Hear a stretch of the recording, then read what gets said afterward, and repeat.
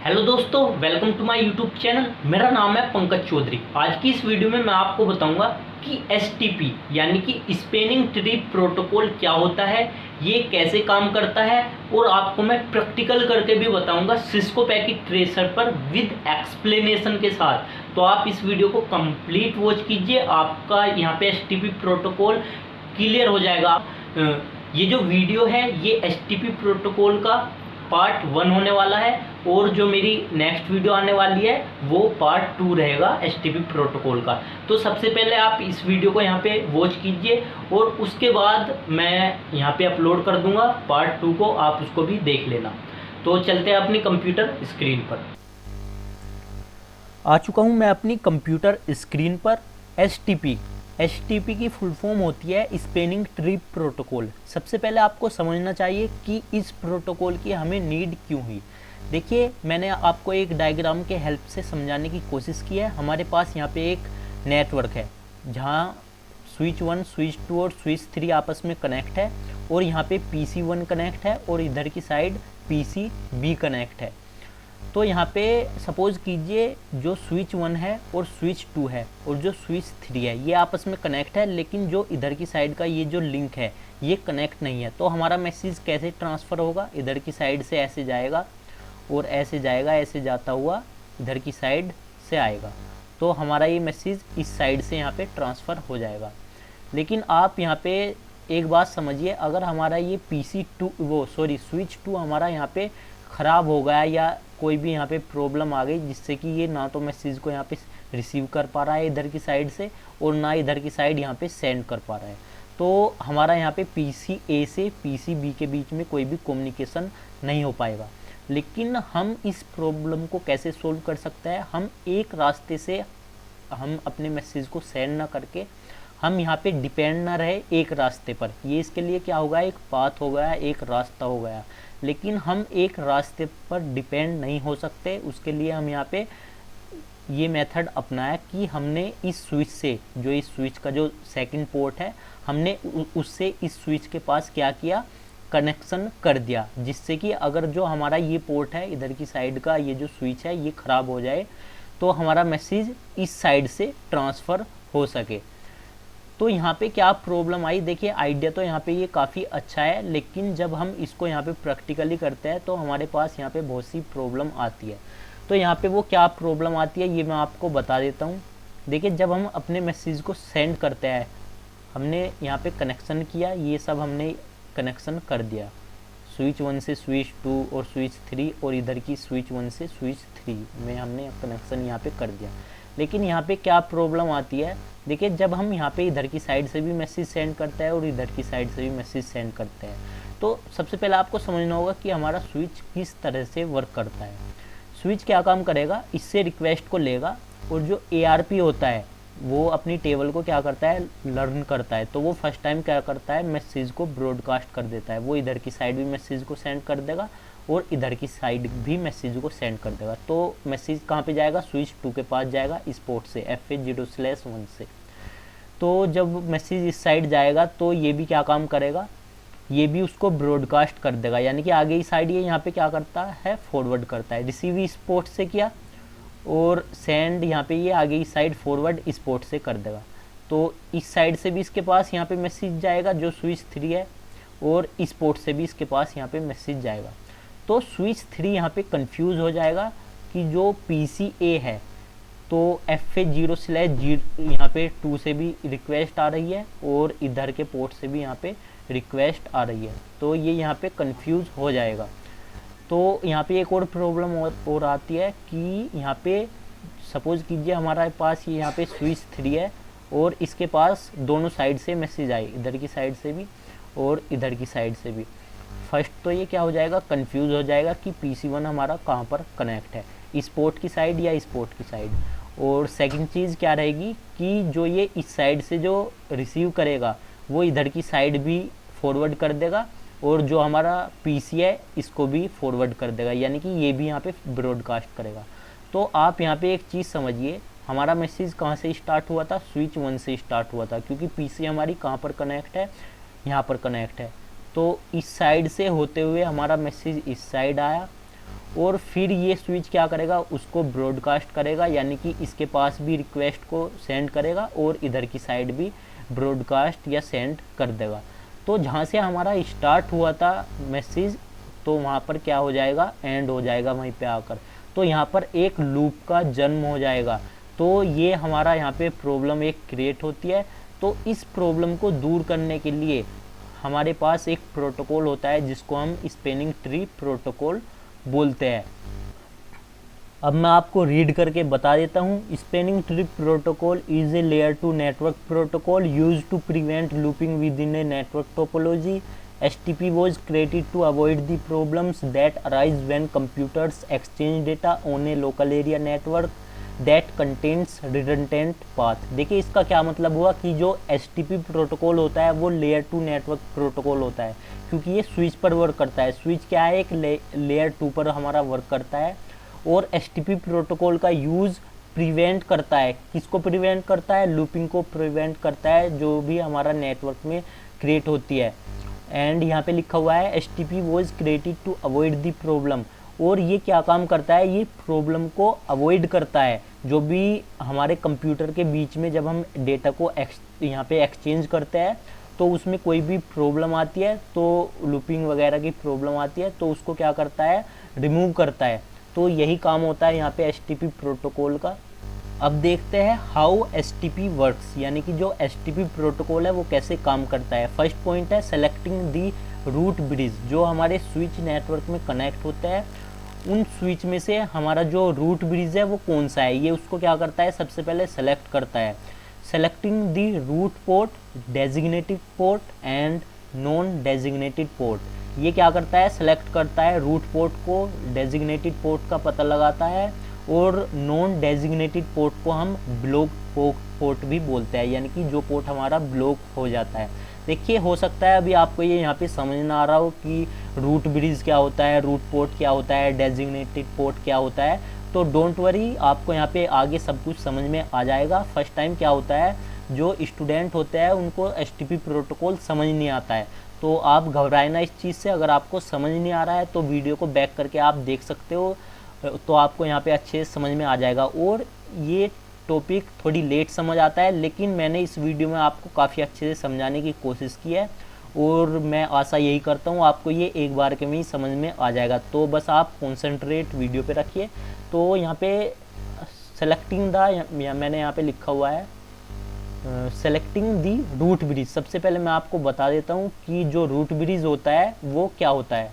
सबसे पहले हम यहाँ पे डायग्राम पे आ जाते हैं। मैं यहाँ पे डायग्राम पे आ चुका हूँ। हमारे यहाँ पे 3 स्विच कनेक्ट है, स्विच 1, स्विच 2 एंड स्विच 3।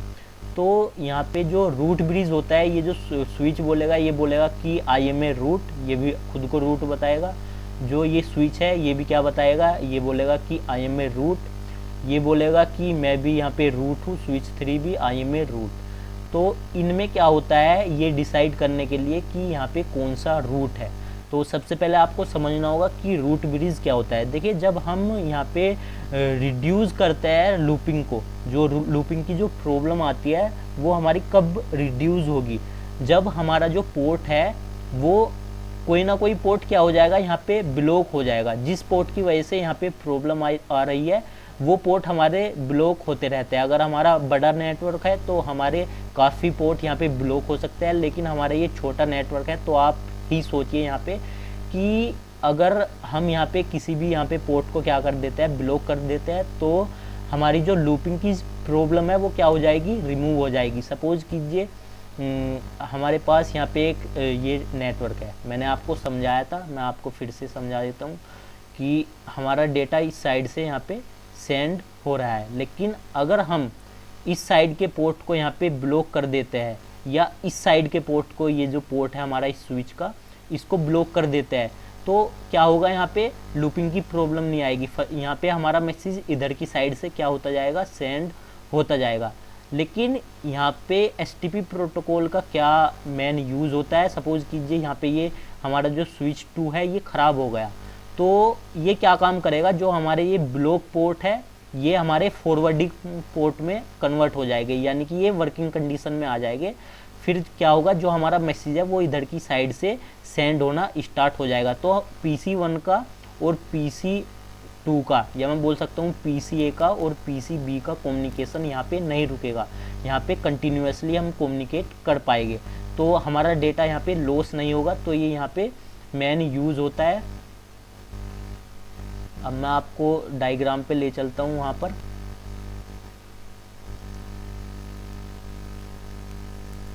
देखिए, तो ये भी क्या बोलेगा कि मैं रूट ब्रिज हूँ, मैं भी रूट ब्रिज हूँ और मैं भी रूट हूँ। तो यहाँ पे जो रूट होता है उसके जो दोनों पोर्ट रहते हैं वो डेजिग्नेटेड पोर्ट रहते हैं, यानी कि उनके कोई भी पोर्ट ब्लॉक नहीं रहेंगे। वही हमारा क्या रहता है, एक रूट ब्रिज रहता है। उसके जो दोनों पोर्ट रहते हैं वो वर्किंग कंडीशन में रहते हैं, और उन पोर्ट को हम क्या बोलते हैं, डेजिग्नेटेड पोर्ट बोलेंगे। सपोज कीजिए हमारा ये क्या है, स्विच 1 है और ये एक रूट ब्रिज है, ठीक है। तो इसके जो इधर की साइड वाला पोर्ट है वो भी क्या रहेगा, डेजिग्नेटेड पोर्ट रहेगा, यानी कि डेटा को क्या करेगा, रिसीव कर सकता है और फॉरवर्ड कर सकता है। और इधर की साइड का जो पोर्ट रहेगा वो भी डेजिग्नेटेड रहेगा और मैसेज को क्या कर सकता है, रिसीव भी कर सकता है और सेंड भी कर सकता है। अब हम देखते हैं कि जो रूट ब्रिज है वो हम कैसे सेलेक्ट करते हैं, कैसे पता लगाते हैं। देखिए यहाँ पे ब्रिज आईडी को हम चेक करते हैं। जो ब्रिज आईडी होती है वो दो चीज़ के कॉम्बिनेशन से मिलके बनी होती है, एक प्रायोरिटी और सेकंड मैक। जो हमारी जो स्विच होता है उनमें प्रायोरिटी आईडी होती है और मैक आईडी होती है, जो मैक एड्रेस होता है वो होता है। तो हम इनको कंपेयर करते हैं। तो जो हमारा ये स्विच है इसके पास क्या है, प्रायोरिटी है और मैक आईडी है। तो हम इनको क्या करेंगे, कंपेयर करेंगे जो हमारे जो दूसरे स्विच है उनकी प्रायोरिटी से और मैक आईडी से। और यहाँ पे जो स्विच सेकंड है इसको भी हम कंपेयर करेंगे, यानी कि तीनों स्विच को हम आपस में क्या करेंगे, यहाँ पे कंपेयर करेंगे। और जिस स्विच की प्रायोरिटी आईडी क्या रहती है, कम रहती है, उसको हम रूट ब्रिज मानते हैं या वो रूट ब्रिज बन जाता है। और अगर हमारी प्रायोरिटी सेम रहती है, जो बाकी के जो स्विच है उनकी भी, इसकी भी प्रायोरिटी आईडी सेम है, यहाँ पे भी प्रायोरिटी सेम है और यहाँ पर भी प्रायोरिटी सेम है, तो फिर हम मैक एड्रेस को कंपेयर करते हैं और जिसका भी मैक एड्रेस सबसे कम होता है उसको हम as a root bridge consider करते हैं। वही हमारा रूट ब्रिज होता है, उसके जो दोनों पोर्ट रहेंगे वो डेजिग्नेटेड पोर्ट रहेंगे। अब देखिए मैं आपको यहाँ पे सिस्को पैकेट ट्रेसर पे बिल्कुल प्रैक्टिकली बताऊंगा कि हम कैसे रूट ब्रिज को यहाँ पे सेलेक्ट करता है। जो STP प्रोटोकॉल होता है वो कैसे रूट ब्रिज को यहाँ पे सेलेक्ट करता है। तो आ चुका हूँ मैं यहाँ पे, मैंने यहाँ पे 3 स्विच को सेलेक्ट किया। अब मैं इनको यहाँ पे कनेक्ट कर देता हूँ ऑटोमेटिक वायर केबल के थ्रू। तो एक चीज़ और बताना चाहूँगा, जो हमारे स्विच होते हैं उनके अंदर यहाँ पे कॉन्फ़िगर्ड रहता है पहले से ही STP प्रोटोकॉल, तो हमें यहाँ पे नीड नहीं होती कि हम इनको कॉन्फ़िगर करें, ये ऑटोमेटिक यहाँ पे वर्क करता है STP प्रोटोकॉल।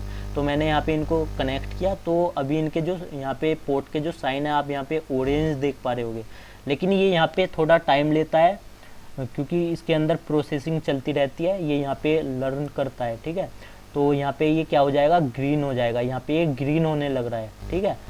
तो हमारा एक पोर्ट यहाँ पे क्या रहेगा, ब्लॉक रहेगा। तो सबसे पहले मैं अभी यहाँ पे केवल आपको ये बताऊँगा कि कैसे एक रूट ब्रिज को सेलेक्ट किया जाता है। तो मैं इधर की साइड जाता हूँ, इस राउटर पे जाता हूँ, यहाँ पे राउटर 1 पे मैं चला गया। तो मैं CLI में जाऊँगा। CLI में जाने के बाद मैं यहाँ पे स्टार्ट करता हूँ इनेबल शो स्पेनिंग ट्री। देखिए ये कमांड आपको याद रखनी है, शो स्पेनिंग ट्री। इससे हमें डिटेल मिल जाती है। क्या डिटेल मिलती है कि जो हमारा यहाँ पे जो पोर्ट है वो कौन कौन से पोर्ट है।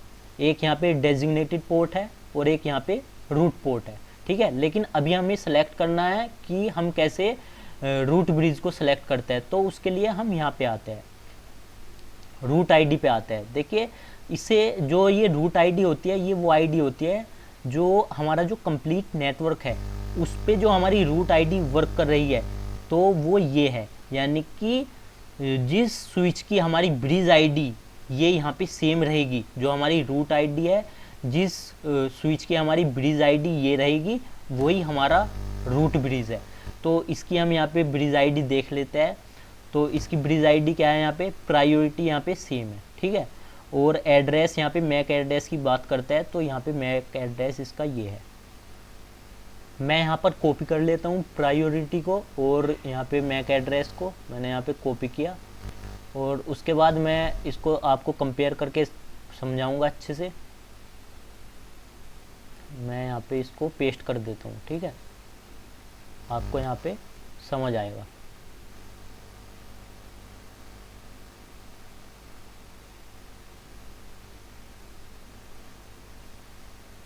उसके बाद मैं इस स्विच पे जाता हूँ। इस स्विच पे जाने के बाद मैं यहाँ पे सेम कमांड का यूज़ करता हूँ। मैंने यहाँ पे सेम कमांड का यूज़ किया, इनेबल में गया मैं यहाँ पे, और यहाँ पे शो स्पैनिंग ट्री। उसके बाद मैं यहाँ पे ब्रिज आईडी पे आ चुका हूँ, ठीक है। मैंने यहाँ पे प्रायोरिटी को और मैक एड्रेस को कॉपी किया। उसके बाद मैं यहाँ पे बाहर आ चुका हूँ। मैंने यहाँ पे इसको पेस्ट कर दिया। पेस्ट करने के बाद मैं इधर की साइड आता हूँ और यहाँ पे CLI में जाता हूँ, जो हमारा इधर ये स्विच है, इनेबल में जाता हूँ और यहाँ पे शो स्पैनिंग ट्री, और उसके बाद मैं इसको यहाँ पे कॉपी कर लेता हूँ, जो इसकी प्रायोरिटी और मैक एड्रेस है, ठीक है। मैंने यहाँ पे कॉपी किया।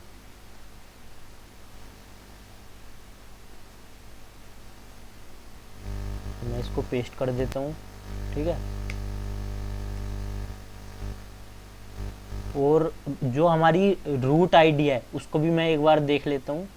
मैं यहाँ पे गया, रूट आईडी क्या है यहाँ पे, ये है। तो रूट आईडी के यहाँ पे प्रायोरिटी को और मैक एड्रेस को कॉपी करता हूँ। रूट आईडी क्या होती है, प्रायोरिटी प्लस मैक एड्रेस होती है, यानी कि इन दोनों के कॉम्बिनेशन को हम क्या बोलते हैं, ब्रिज आईडी बोलते हैं। तो यहाँ पे ये हो गई ब्रिज आईडी। तो अब आप यहाँ पे कंपेयर कीजिए, जो हमारा ये स्विच 0 है इसकी प्रायोरिटी और इसकी प्रायोरिटी जो स्विच 1 है और स्विच 2 है वो बिल्कुल सेम है। फिर उसके बाद हम यहाँ पे कंपेयर करते हैं जो हमारा मैक एड्रेस होता है। तो इसका यहाँ पे जो मैक एड्रेस है OE, यहाँ पे क्या है OD, तो D के बाद क्या आता है हमारा E आता है। ये हमारा क्या है, हेक्साडेसिमल में है, ठीक है। तो E क्या है, बड़ा हो गया, तो ये क्या रहेगा, ये हमारा छोटा रहेगा, ठीक है, मैक एड्रेस। यानी कि ये तो हमारा रूट ब्रिज हो ही नहीं सकता। क्या नहीं हो सकता, ये हमारा रूट ब्रिज हो ही नहीं सकता। उसके बाद हम यहाँ पे आ गए, हमने इसका मैक एड्रेस यहाँ पे देखा और इसका मैक एड्रेस यहाँ पे चेक किया। तो इसका क्या है, यहाँ पे 00D है, ठीक है, यहाँ पे D है और 0, और उसके बाद यहाँ पे क्या है 0001 है। तो मैक एड्रेस यहाँ पे किसका ज़्यादा हो गया, इस स्विच का हमारा मैक एड्रेस ज़्यादा हो गया। ये हमारा हेक्साडेसिमल में है, ठीक है। और ये हमारा सबसे कम हो गया, ये जो हमारा स्विच 2 है इसका मैक एड्रेस कम हो गया, यानी कि ब्रिज आईडी अगर हम टोटल देखते हैं वो कम हो गया।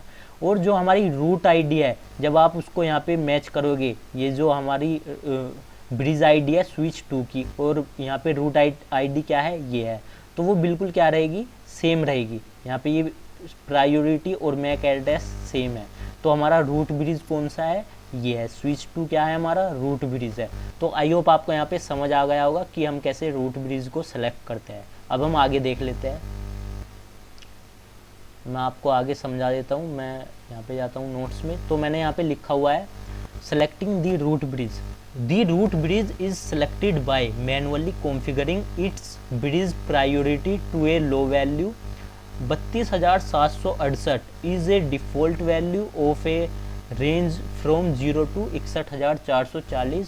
देखिए इसका यहाँ पे क्या मतलब हुआ कि अगर हम कॉन्फ़िगर भी कर सकते हैं, कोई भी हमारा नेटवर्क है उसमें हमारे 5 स्विच या 10 स्विच, जो भी स्विच हमारे कनेक्ट है, उसमें हम उसकी प्रायोरिटी वैल्यू को कम कर सकते हैं, जिससे क्या हो जाएगा, हमारा जो स्विच रहेगा वो रूट ब्रिज बन जाएगा, यानी कि हम मैनुअली कॉन्फ़िगर कर सकते हैं। लेकिन बाय डिफ़ॉल्ट जो प्रायोरिटी वैल्यू होती है वो होती है 32,768, लेकिन उसकी रेंज हम कॉन्फ़िगर कर सकते हैं 0 से लेकर 61,440 तक। नेक्स्ट है यहाँ पे का क्या मतलब है कि अगर हमारे जितने भी स्विच नेटवर्क में कनेक्ट है उनकी प्रायोरिटी वैल्यू सेम है, तो हम फिर कंपेयर कर सकते हैं उनके मैक एड्रेस को। और जिसका मैक एड्रेस यहाँ पर लोएस्ट रहेगा यानी कि कम रहेगा, वही हमारा रूट ब्रिज की तरह वर्क करेगा। तो आई होप आपको यहाँ पे समझ आ गया होगा। अब मैं यहाँ पे जाता हूँ, मैंने लिखा हुआ है ब्रिज आईडी जो होती है वो कॉम्बिनेशन होती है प्रायोरिटी प्लस मैक एड्रेस का ऑफ ए स्विच। ठीक है, स्विच की क्या रहेगी, प्रायोरिटी रहेगी और मैक एड्रेस रहेगा। तो सबसे पहले हम प्रायोरिटी को कंपेयर कराते हैं, अगर वो सेम होती है तो फिर मैक एड्रेस को। नेक्स्ट है यहाँ पर every LAN will have only one root bridge and all the remaining switch will be consider as a non root bridge. इसका क्या मतलब है कि कोई भी हमारा एक कंप्लीट नेटवर्क है उसमें हमारा केवल एक ही स्विच रहेगा जो कि रूट ब्रिज रहेगा, और जो बाकी के बचे हुए स्विच रहेंगे वो नॉन रूट ब्रिज की तरह वर्क करेंगे या उनको कंसीडर किया जाएगा as a non bridge switch. अब हम यहाँ पे देखते हैं कि सेलेक्टिंग दी रूट पोर्ट और डेजिग्नेटेड पोर्ट और नॉन डेजिग्नेटेड पोर्ट को हम कैसे सेलेक्ट करते हैं। देखिए हमें पता तो चल गया कि हमारा जो ये स्विच है, ये हमारा स्विच ए जो है वो रूट ब्रिज हो गया। तो हमारे ये जो पोर्ट है इधर की साइड के पोर्ट क्या रहते हैं, डेजिग्नेटेड पोर्ट रहते हैं। मैंने आपको पहले भी बताया कि जो हमारा रूट ब्रिज होता है उसके जो पोर्ट होते हैं वो डेजिग्नेटेड पोर्ट रहते हैं, यानी कि वो ब्लॉक नहीं होते, वो मैसेज को सेंड और रिसीव कर सकते हैं। और उसके अपोजिट यानी कि जो हमारा ये रूट ब्रिज है वो जिस स्विच से हमारा कनेक्ट है, वे जो पोर्ट है वो रूट पोर्ट की तरह वर्क करते हैं, वो भी क्या कर सकते हैं, मैसेज को सेंड और रिसीव कर सकते हैं। अब हम क्या देखेंगे कि जो ब्लॉक पोर्ट रहेगा वो इन दोनों में से रहेगा, या तो ये वाला रहेगा इधर की साइड वाला, मैं आपको यहाँ पे बता देता हूँ कि या तो ये वाला रहेगा या ये वाला रहेगा। ठीक है, लेकिन हमें कैसे पता चलेगा कि कौन से वाला यहाँ पर रहेगा। रूट ब्रिज तो ये हो गया। उसके बाद हम क्या काम कर सकते हैं, हम इस स्विच में और इस स्विच के बीच इलेक्शन करा सकते हैं। क्या करा सकते हैं, इलेक्शन। देखिए इलेक्शन क्या होता है, यही होता है कि हम BPDU मैसेज को सेंड कराते हैं। BPDU मैसेज में क्या होता है, प्रायोरिटी रहती है प्लस मैक एड्रेस रहता है, तो उसी को हम क्या करते हैं, इलेक्शन कराना बोलते हैं। उसमें क्या होता है, जो प्रायोरिटी होती है और जो मैक एड्रेस होता है वो कंपेयर होता है एक दूसरे से, उसको ही हम इलेक्शन कराना बोल देते हैं। ठीक है, तो इस स्विच का और इस स्विच का क्या होगा, इलेक्शन होगा। जो भी जीत जाएगा उसका पोर्ट क्या रह जाएगा, डेजिग्नेटेड पोर्ट रह जाएगा, और जो हार जाएगा उसका यहाँ पे ब्लॉक पोर्ट हो जाएगा, या हम उसको नॉन डेजिग्नेटेड पोर्ट भी बोल सकते हैं। ये मैं आपको यहाँ पे प्रैक्टिकली बता देता हूँ। ठीक है, मैं जाता हूँ अपने सिस्को पैकेट ट्रेसर पे और अब मैं आपको बता देता हूँ। देखिए हमें पता चल गया कि ये जो है ये हमारा क्या है, एक रूट ब्रिज है। ठीक है, इसका जो यहाँ पे पोर्ट रहेगा मैं लिख देता हूँ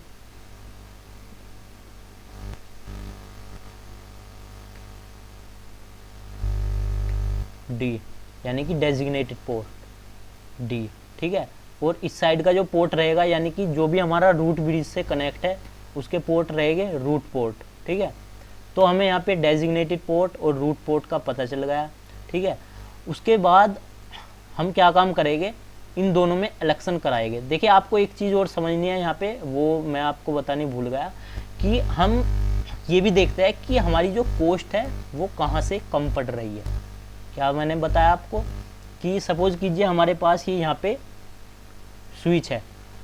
अब ये जो स्विच है इसको मैसेज सेंड करना है, तो वो इधर की साइड से मैसेज सेंड करे या इधर की साइड से डायरेक्ट मैसेज सेंड करे, तो वो कैसे डिसाइड करता है, ये जाता है, ये डिपेंड होता है कॉस्ट पर। अब मैं इस स्विच पे गया, ठीक है, मैंने यहाँ पे देखा कि इसकी कॉस्ट क्या है। जो हमारा FA0/01 है वो क्या है, हमारा ब्लॉक्ड है यहाँ पे, लेकिन इसकी कॉस्ट देख रहे हैं अभी हम, वो कितनी है, 19 है। ठीक है, इसकी कॉस्ट कितनी है यहाँ पे FA0/2 की, यहाँ पे भी 19 है। यानी कि जितने भी मैंने स्विच यहाँ पे कनेक्ट किया है उनकी सबकी कितनी है, 19 है। यानी कि अगर हम इधर की साइड से मैसेज को इधर की साइड सेंड करते हैं तो कॉस्ट कितनी लगेगी, 19 लगेगी। लेकिन हम इधर की साइड से मैसेज को सेंड कराते हैं तो 19 हमारी इधर की हो जाएगी, स्विच 0 से स्विच 1 तक 19 हो जाएगी, और स्विच 1 से स्विच 2 तक हमारी 19 हो जाएगी। तो टोटल कितनी हो जाएगी, 38 हो जाएगी। तो ये मैसेज को किधर की साइड से यहाँ पे सेंड करेगा, इधर की साइड से मैसेज को सेंड करेगा। अब हम देखते हैं इस स्विच की, तो इस स्विच का भी यहाँ पे अगर ये डायरेक्ट मैसेज को यहाँ पे सेंड करता है तो 19 कॉस्ट आती है इसकी, लेकिन अगर ये स्विच 0 से होते हुए सेंड करेगा तो 19 स्विच 0 तक हो जाएगी और स्विच 0 से स्विच 2 तक कितनी हो जाएगी, 19 हो जाएगी। तो टोटल कितनी हो जाएगी, 38 हो जाएगी। तो ये भी डायरेक्ट मैसेज को सेंड करेगा। तो इसने भी मैसेज को इधर से सेंड किया, इसने भी मैसेज को इधर से सेंड किया। अब जिससे कि हमारा यहाँ पे लूप ना बने, तो उसके लिए या तो हमारा ये वाला पोर्ट यहाँ पे ब्लॉक होगा या ये वाला पोर्ट हमारा ब्लॉक होगा। तो हमें कैसे पता चलेगा कि कौन सा जो पोर्ट है वो ब्लॉक होगा और कौन सा हमारा डेजिग्नेटेड पोर्ट रहेगा। तो इन दोनों के बीच में क्या होएगा, फिर इलेक्शन होएगा। इलेक्शन का किस चीज़ का रहेगा, यहाँ पे प्रायोरिटी कंपेयर की जाएगी। अगर प्रायोरिटी सेम है तो मैक एड्रेस कंपेयर किया जाएगा। और यहाँ पे मैं आपको बता चुका हूँ कि जो हमारा जो ये मैक एड्रेस है स्विच 1 का वो कम है और ये जो है ये ज़्यादा है, क्योंकि इसमें ई आ गया, इसमें 00D आ रहा है। तो ई क्या होता है, ज़्यादा होता है। तो पोर्ट किसका ब्लॉक होगा, इसका पोर्ट ब्लॉक होगा। तो उसको हम क्या बोलते हैं, नॉन डेजिग्नेटेड पोर्ट बोल देते हैं, या हम इसको ब्लॉक पोर्ट भी बोल देते हैं।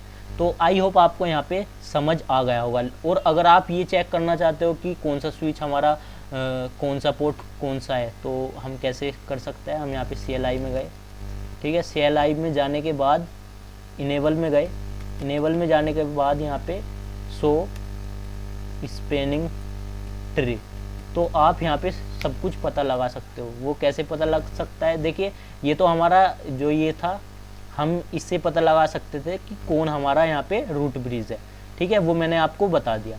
अब हम पता लगाना चाहते हैं कि कौन सा पोर्ट हमारा क्या वर्क कर रहा है। यहाँ पे जो FH0/1 है वो यहाँ पे ब्लॉक है, यहाँ पे लिखा है स्टेट क्या है उसकी, ब्लॉक है, ठीक है। और जो हमारा FH0/2 है वो हमारा रूट पोर्ट है। तो हम हर स्विच में जाके ये पता लगा सकते हैं कि कौन सा हमारा डेजिग्नेटेड पोर्ट है, कौन सा हमारा ब्लॉक पोर्ट है, कौन सा हमारा रूट पोर्ट है। तो इस तरह से हमारा स्पैनिंग ट्री प्रोटोकॉल वर्क करता है। तो मैंने आपको यहाँ पे काफ़ी अच्छे समझाने की कोशिश की। आपको ये बात याद रखनी है, जब हम रूट पोर्ट को डेजिग्नेटेड पोर्ट को यहाँ पे पता लगाते हैं तो हमारा यहाँ पे ये डिपेंड होता है कॉस्ट पर, ठीक है। ये बात आपको यहाँ पे याद रखनी है। तो अगर आपको वीडियो अच्छी लगी है तो प्लीज़ वीडियो को लाइक कीजिए, चैनल को सब्सक्राइब कीजिए। और मैंने आपको यहाँ पे बिल्कुल प्रैक्टिकल बताया है, थ्योरेटिकल तो मैंने समझाया ही है, लेकिन मैंने आपको सिस्को पैकेट ट्रेसर पे प्रैक्टिकल भी आपको बताया है। और नेक्स्ट वीडियो में मैं आपको बताऊंगा कि अगर हम चेंज करना चाहते हैं रूट को, सपोज कीजिए हमारा यहाँ पे रूट है स्विच 1, लेकिन हम चाहते हैं कि हमारा यहाँ पे स्विच 2 रूट की तरह वर्क करे, तो हम कैसे कर सकते हैं वो कॉन्फ़िगर करके मैं आपको नेक्स्ट वीडियो में बताऊंगा। Thank you friends for watching my video.